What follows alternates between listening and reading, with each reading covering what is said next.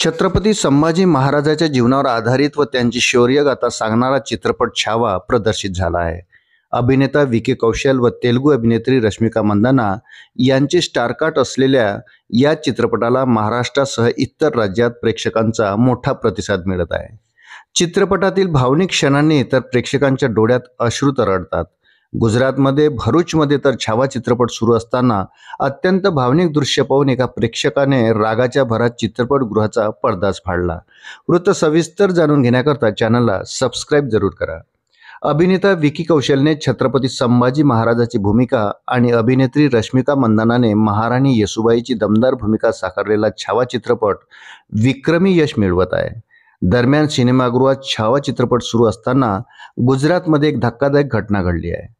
भरूच येथील आर.के. सिनेमात रविवारी रात्री चित्रपट सुरू होता. चित्रपटात छत्रपती संभाजीराजे यांना संगमेश्वर येथे पकडल्यानंतर औरंगजेब छळ करत होता. हे दृश्य पाहताना एका प्रेक्षकाने अतिउत्स्फूर्त प्रतिक्रिया देत औरंगजेबावर हल्ला करण्यासाठी थेट पडद्यावरच आपला राग काढला. पोलिसांनी संबंधित प्रेक्षकाला ताब्यात घेतले आहे. जयेश वसावा असं त्याचं नाव आहे. पोलिसांनी सांगितले की जयेश हा दारूच्या नशेत होता. त्याने चित्रपटगृहाच्या पडद्याजवळ चढून अग्निशामक यंत्राने पडद्याचे नुकसान केले. त्याच्यावर मालमत्तेचे नुकसान करणे आणि अश्लील शब्द वापरणे या आरोपाखाली गुन्हा दाखल करण्यात आला आहे. आर.के. सिनेमाचे जनरल मॅनेजर आर.व्ही. सूद यांनी सांगितले की कर्मचाऱ्याकडून मला फोन आला की एका प्रेक्षकाने अग्निशामक यंत्राने स्क्रीन खराब केली आहे आणि ती फाडली आहे.